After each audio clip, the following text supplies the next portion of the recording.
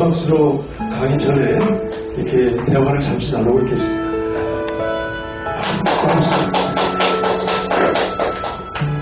네, 다시 한번 큰 박수 부탁드립니다.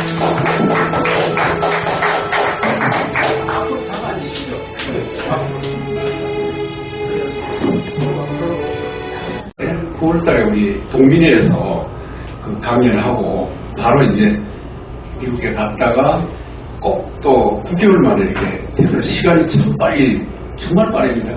그 사이에 금년 3월 11일부터 3월 24일까지니까 약 2주 동안 2주 동안을 그 이스라엘을 방문했습니다. 그러니까 이제 미국에서 동부를 거쳐서 이제 터키 이스탄불을 거쳐서 그 이스라엘을 갔다 왔어요. 모르겠어요. 한국에서 이스라엘 가는 거하고 미국에서 가는 게 어떤 게 비용이 더 많이 들고 덜든지 모르겠어요. 여기서 가면 보통 이스라엘까지 가면 비용이 얼마나 들어요? 비행기 값이요? 갔다 오신 분들 혹시? 아마 좀 한국에 갔으면 하는 생각도 드는데 다행히 그 우리를 이렇게 이제 안내하시는 분이 히브리 대학에서 구약학으로 박사학위를 하시는 분이었어요. 그래가지고서 비교적 아주 자세하게 여러 가지 신학적으로, 종교적으로, 역사적으로 이렇게 자세하게 얘기 들고 한 2주를 돌아다녔으니까 하여튼 이 갈릴리에서부터 저쪽 엘리아트, 그러니까 그 이집트 북경까지 아주 막 거의 그냥 사사시 이 방방곡곡을 다 훑으면서 이렇게 보았는데 정말 이게 이 착잡한 거는 정말 막연하게 그 이스라엘하고 우리가 나눠져 있는 게 아니라 여기서 우리 막연하게 뭐 가자지구, 뭐 골단공원, 뭐 서안지구, 웨스트뱅크, 뭐 이렇게 말만 들었지, 막 그게 구체적으로 어떻게 배치가 되어 있는지 몰랐잖아요. 그러니까 이제 그 여행을 하면서 바로 그쪽에서는 아랍지구라고 그러는데 그 아랍지구하고 바로 이제 이 유대인 이스라엘 지구하고가 우리같이 이렇게 딱 나눠진 게 아니에요.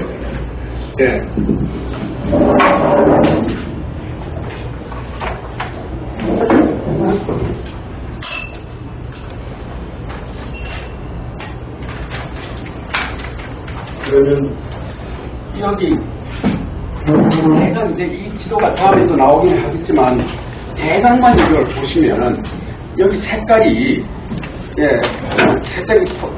파란 지역. 이 지역은 이렇게 봐야 돼요.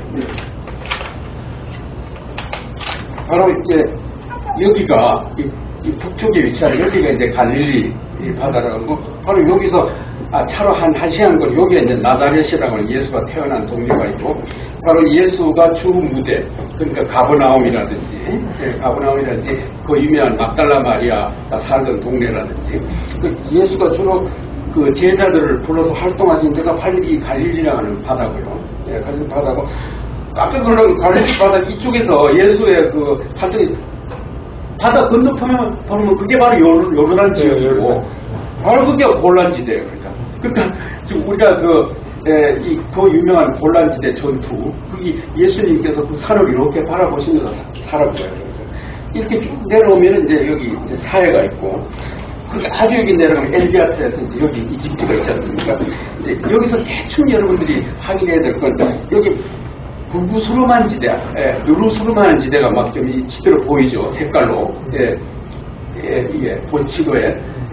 그러니까 여기서 뭐 땅 볼 게 아니라 이렇게 이 색깔이 파란 데는 유대인들이 살고 있는 지대인데 이게 빨갛게 누렇게 황토 그러니까 나눠서 A, B, C라고 그러는데 이렇게 된 지역은 이게 바로 뭐냐면은 아랍 사람들이 지금 사는 지역이에요. 그러니까 여기서 아주 빨간 지역 차차 그래서 A 지역, B 지역, C 지역 이렇게 나눕니다. A, B, C. 그러니까 나눠서 A 지역은 아주 위험한 지대. 예, 이제 나중에 보여드리겠습니다. A 지역은 동부 입구에 큰 빨간 큰 간판을 붙여놓고 여기에 유대인들은 절대로 들어가서는 안 되는 지역 써붙여놨어요. 들어갔을 때 신변 보장을 못한다. 예, 그렇게 이제 그 A 지역. 그리고 A 지역은 전부 다가 지금 우리의 그 BM가 철조망으로 이제 그 전체가 A 지역은 철조망으로 쫙 쳐져 있어요. 그러니까 예, 그러니까 대강 그러니까 이거 도대체 우리가 지금 남북이 이렇게 분단 딱 나눠지는 게 아니라 이게 유대인들하고 팔레스타인이 막 군데군데 막 섞여가면서 이렇게 살고 있는 거예요.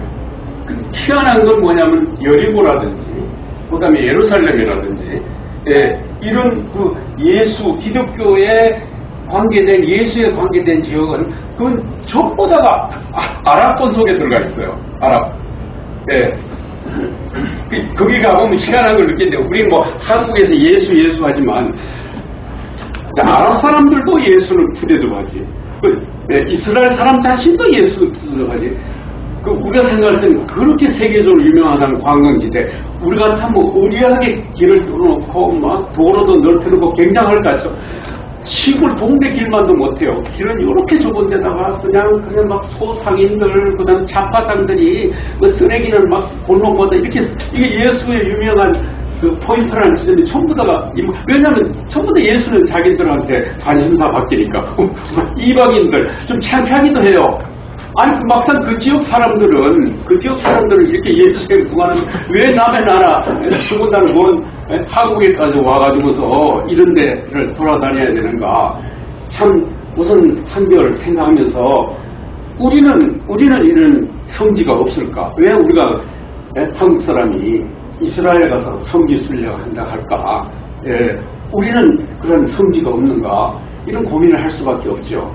그러다 보니까 자연히 내려지는 건 우리도 이런 성지를 만들 만한 곳 그건 바로 우리 최재우가 우리 수은 선생이 태어나신 경주 가정리 그 일대 바로 이 동학난 이런 일대 그것이 바로 그것은 인구로 봐서나 지역으로 봐서나 바로 이 이스라엘 전체가 바로 경상북도밖에 안 되는 땅이잖아요. 근데 그 땅이 뭐가 그렇게 이렇게 유명해져 가지고서 전 세계에서 그냥 관광객들이 바글바글 끓고 있는 거죠. 그러니까 그렇다면 우리는 더 큰 사건이 우리가 한반도에 있었는데 왜 우리는 그 성지가 되지 못했던가? 왜 우리를 성지를 만들 수 없는가? 참 이런 그걸 느꼈어요. 그리고 우리의 성지는 백두산이고 나아가서 이스라엘 우리가 엘리야트 맨 남쪽에 갔다 올라오는 길에 가운데 뭐냐면 부습기 유적이 있어요. 그게 뭐 청동기 유적이 이제 아주 그게 뭐라고 그 청동기 유적 나오고 그게 BC 2000년인데 그게 굉장한 발굴이에요. 그래가지고 거기다가 막 온갖 해놓고 우리가 이제 거기 가서 이제 구경까지 아니 그렇게 해서 우리는 뭐 그보다 더 어려운 구습기 신습기 저 북으로 올라가면 홍산문화 요하 문명이 있지 않습니까? 하여튼 이제 그런 감회도 느꼈고 이제 우리가 딱 5명이 갔는데 그 3사람이 아주 그냥 순복음교회 교회예요. 그러니까 저하고는 아주 완전히 동반되는 사람 갔는데 아무튼 그 사람들하고 나하고 예수를 이해하는 방법과 태도도 완전히 다르고 이 사람들하고 무슨 이런 뭐 토론하다가는 그냥 여행 내내 이게 큰 싸움 붙겠다 생각 계속 그쪽에서 나한테는 내가 이제 뭐 한신대 교수고 이러니까 자기들하고 반대되는 거 다 알죠. 그러니까 시비를 걸려고 그냥 말끝마다 그냥 나를 자극시키는 거예요. 야 이거 정말 내가 편하고 내가 편한 여행에서는 내가 이거 큰 각오를 해야 되겠다. 그래서 봉고차를 타는데 내가 나이가 제일 많았어요. 모범적으로 항상 맨 뒷자리에 앉았어요. 내가 만약에 앞자리에 앉았다가 싸움이 개판 떨어질 것 같더라고. 그래가지고 하여튼 2주 동안 하여튼 무사히 건넸는데 아무튼 그 예수를 그 사람들을 보는 눈은요 정말 놀라울 정도로 그분 거기서 이 예수 당시에 이 팔레스타인이라는 지역은 아시다시피 로마의 식민지 통치를 받고 있고, 우리가 일제시대 때 일본어만 통치하는 거 똑같이 로마의 식민지들, 그 국가도 민족도 다 사라진 상태에 있었잖아요. 바로 예수는 그거 저항한 거죠. 그 다음에 그 바리새인들, 종교인들, 그래서 잡혀 죽은 거 아니겠어요? 그러니까. 예. 근데 그 성공계 교인들은 그런 것들을 예수가 다 해냈기 때문에 우리는 예수를 믿기만 하면 된다는 거야. 믿으면은 우리는 천당 가고, 맨날 이 기독교인들 가운데 요새 유행하는 게 뭔지 아세요? 죽었다가 살아 깨나오는 이런 게 신앙 강정이 아니 요새 유튜브 들어가는 게 난리예요 지금 그게. 이게 말이죠. 이게 좀 사기치는 게 아닌 게 있어. 죽었다가 죽은 체임하고 다시 들어와서 이제 자기가 가니까 말이지. 거기서 누구누구하고 어떤 놈 지옥에 있고 어떤 놈 천당에 있고 이런 소리 하잖아요. 그 유명한 목사들이 부흥에다. 이게 주 관심사예요. 그러니까 믿는다는 걸로 믿는다는 말로 그냥 호동하고만 그렇게 예수를 그렇게 이해하고 말더라고요. 저는 그렇지 않았어요. 이서는 예수도 이건 천도교에 대한 비판도 꼭 마찬가지예요. 벌써 이 동학이 천도교로 변하면서 무슨 믿는다는 말이 생기는 순간 그 종교는 그만 사회적으로 타락하고 마는 거예요. 이건 내가 이제 앞으로 이 천도교 비판하는 시간에서 말씀을 더 드리기에 있습니다. 오직 저는 그밖에 우리가 더 얘기해서는 안 된다. 예수가 이 로마의 정부하고 저항했고, 그 당시 그 나쁜 바리새인들, 사두개인들, 종교 지도자들하고 저항해서 그래서 잡혀 죽었다. 그것만 생각해야 돼요. 더 이상 예수의 부활했다, 성찬했다, 전부 쓸데없는 소리예요. 그러니까 부활, 성찬 이런 걸 바울이 그냥 강조해내면서 기독교가 다 망가진 거예요. 아주 마음이 편해집니다. 예수는 로마 정부, 바리새인하고 싸워서 잡혀 죽었다는. 내가 이제 내일 죽는다도 나는 그 이상도 안 믿어요. 나는 요번에 하여튼 생생한 그런 예수에 대한 이제 체험을 했고, 그때 와서 성경을 다시 읽으니까 정말 실감이 나요. 그 막연하던 의심이 많던 그것이 해소가 됐고, 하여튼 마음속에서 우리가 예수 믿는다는 말을 철저히 제거해야 되고, 이게 천도교가 이러한 기독교와 똑같은 거 우리를 지금 범하고 있는 것이 현재 천도교의 현실이 아닌가. 아무튼 이제 제가 오늘 이제 그 통일을 연관시켜서 이걸 뭐냐면 우리는 그래서 디바이디드 이렇게 딱 그냥 양쪽이 나눠져 있지만 이스라엘은 이렇게 보시다시피 디스트리뷰티드래요. 막 산지사방에 흩어져 차 타고 가다 보면은 어느 지역에 빨간지요, 어느 지역에 동네 입구에 다 그게 붙어 있어요. 그러니까. 근데 유대인들은 절대 그 지역 A 지역만은 절대 들어가서는 안 돼요. 근데 재밌는 건 그 지역에 들어가는 것을 지키는 군인들이 누가 지키겠어요? 지금 생각하면 양쪽이 다 지켜야 되잖아요. 그 지키고 있는 건 전부 다 또 이스라엘 척 군인들이 이제 지키고 있는 거예요. 그러니까 제가 지금부터 제가 본 대로 말씀드릴 테니까, 자, 이스라엘 상황하고 우리 상황이 무엇이 갖고 다른가 하는 걸 여러분들 하나하나 펜으로 적으세요. 그래가지고서 이걸 우리 한번 같이 이렇게 같으면서 다른 상황 속에서 여기서 우리가 어떻게 우리가 이 통일에 대한 진단을 하고 이 통일에 대한 한호를 찾을 건가 고민을 한번 같이 해보자고요. 그러니까 이제 이 결정적으로 이 두 나라 가운데서 그동안 전쟁도 있었고, 여기서 판문 좀 해다 제가 여기서 얘기해봤자 뭐합니까? 다 아는 얘기고, 그 다음에 그동안 이스라엘 정치 상황도 1967년부터 1차, 2차, 3차 전쟁이 일어난 것, 그것도 거의 다 아는 얘기니까, 이제 이 문제 중심으로 하는 이걸 이제 원래 짚어나가보자고요. 그래서 제가 이제 디스트리뷰티드, 그러니까 이제 시작하는 거죠? 본론. 박수 한번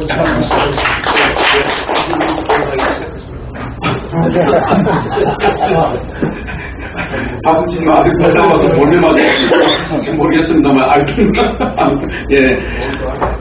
이스라엘이라고 하는, 이제, 이게 여기서 이제 상상 공동체라는 글에도 나옵니다만, 말이 나오기는 합니다만은, 이 성경에는 똑같이 아브라함 자손이라고 그러잖아요, 아브라함. 근데 바로 이스라엘은 이삭의 자손이고, 그 다음에 이제 아랍은 이스마엘의, 아랍의 아내가 둘이 있었잖아요. 그러니까. 그래서 이제 그게 바로 이제 두 아들이, 결국 다른, 갈래를 만드는데, 그럼 아버지가 같으니까 이거 같은 혈손이고 같은 민족이라고 할 수가 있지 않겠어요. 그러니까. 근데 결국은 뭐냐면은 한 할아버지 조상의 이삭하고 이스마엘이 갈라지면서부터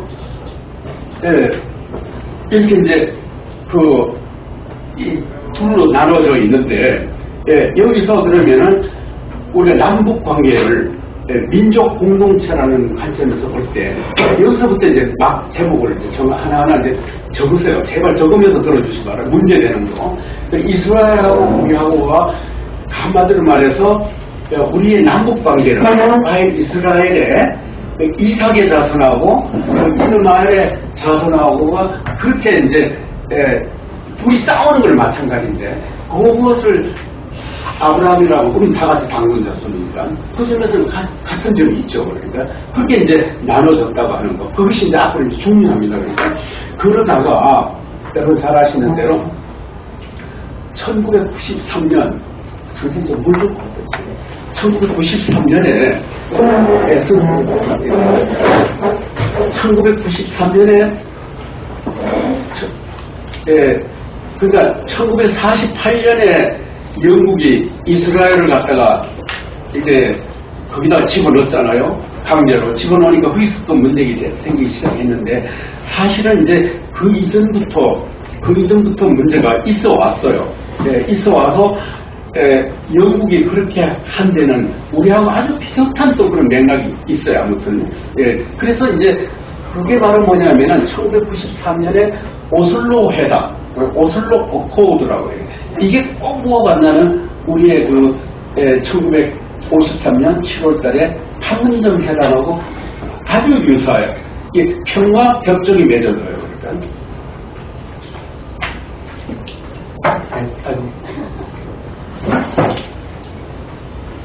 평화 협정이 맺어지는데 그 평화 협정이 맺어졌는데 아무튼 그 어떤 회담보다도 이 오슬로 회담은 아주 영향을 많이 줬고 아까 그 지도에서 보시다시피 이 아랍하고 이스라엘이 이렇게 분산돼서 같이 그런 대로 살 수 있도록 그 여지를 만들어준 게 바로 오슬로 회담이에요. 그렇다고 해서 문제가 없었던 건 아니에요. 바로 그 회담을 주재한 이스라엘 총리, 라빈 총리를 바로 즉시 그 거국파에서 그냥 총살당했죠. 총살 죽고 그 다음에 이제 하마스, 안티파가 나타나가지고 지금까지도 제가 가기 전에 불과 며칠 전까지만 해도 계속 폭탄 터지고 죽고 이런 일이 계속되고 있지만 아무튼 오슬로 회담이라 하는 그것이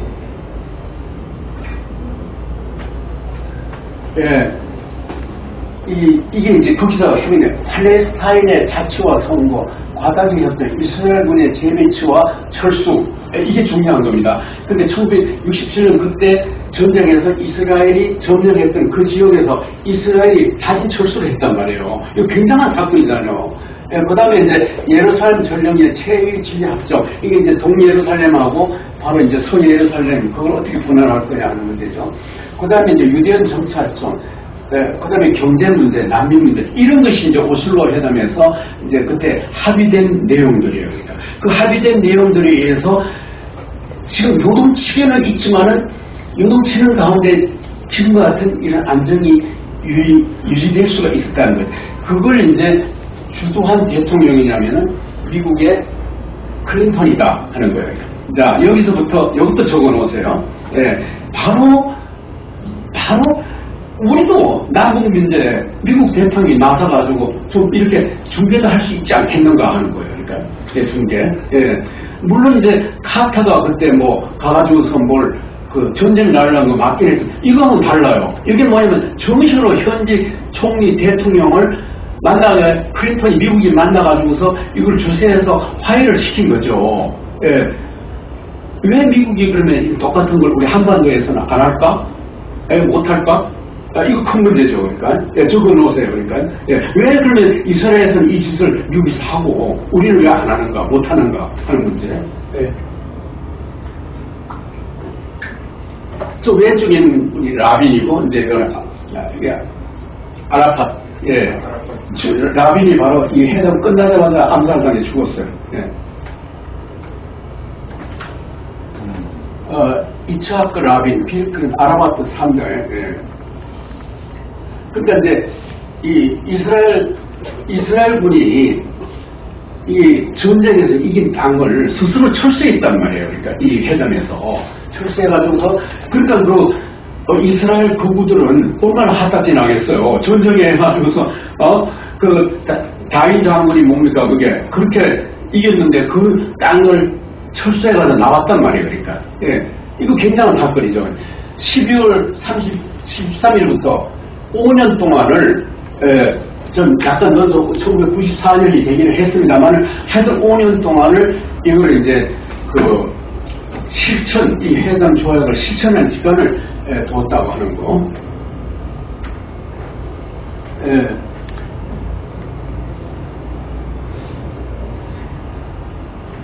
이게 이제 보세요. 이제 라빈 총리가 암살당하고 그다음 곧 이어서 그러니까 이제 1993년에 오슬로 회담이 이루어진 다음에 판문점 회담이 이루어진 다음에 이제 벌어진 상황이라 봅니다. 우리도 뭐 미루나무 사건 등등 얼마나 이런 사건이 많이 생기듯이 1996년 하마스의 자살 폭탄 테러 사건.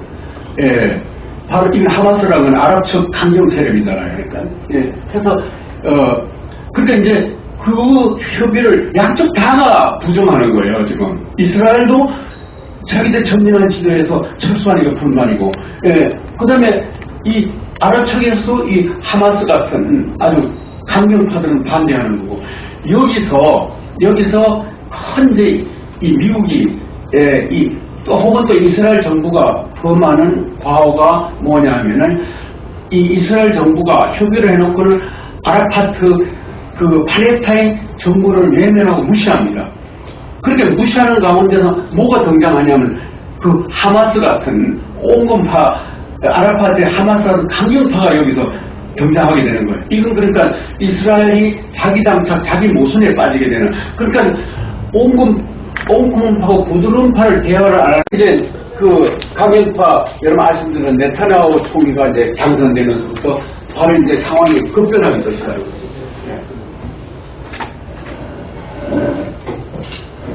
이제 여기서부터 이스라엘 팔레스타인 갈등이 항구에 지는 함의, 갈등 해결로서의 관리.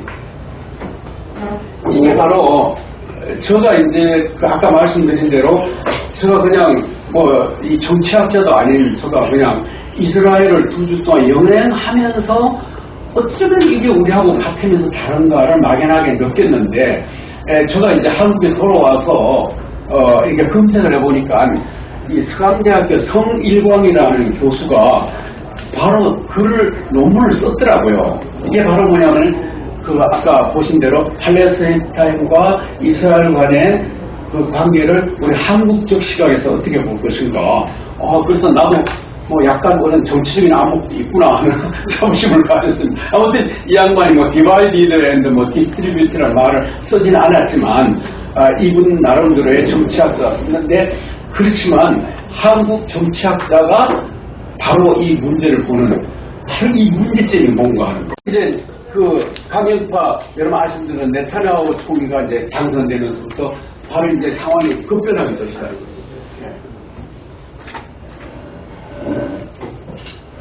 이제 여기서부터 이스라엘 팔레스타인 갈등이 항구에 지는 함의, 갈등 해결로서의 관리.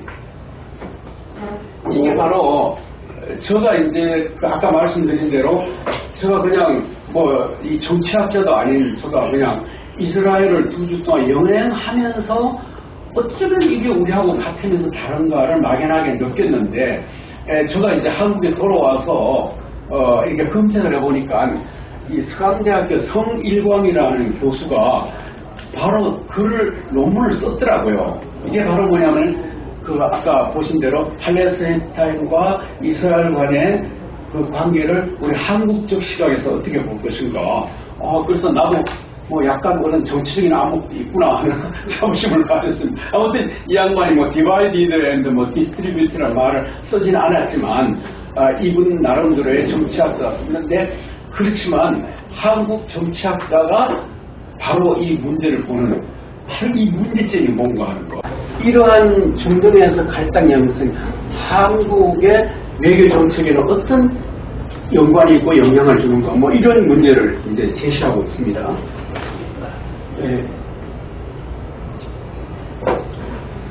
이게 우리가 모르고 아는 사실이 하나 나오는데, 이분 글 가운데 저도 이분 글 보고 알았어요. 지금 우리가 알기로는 1948년도에 우리도 남북 단독 정부가 설립되는다는 거. 1948년도에 영국이 이스라엘을 갖다가 유대인들을 강제로 거기다가 배를 태워서 거기다가 집어넣은 줄 알았는데 그게 아니라는 거예요. 1882년도 불과 한 세기 전부터 어떤 일이 있었냐 하면은 이게 문제예요. 아랍 사람들의 그 상업주의와 속물주의가 문제예요. 아랍 지주들이 이스라엘 메이선들이죠. 이스라엘이 중세기 유대인들이 석공일을 하면서 돈을 모아가지고 아랍 지주들을 살살 꼬셔가지고 그 땅을 사들였어요. 직접. 그럼 우리는 강제로 투입한 게 아니라 유대인들이 돈 주고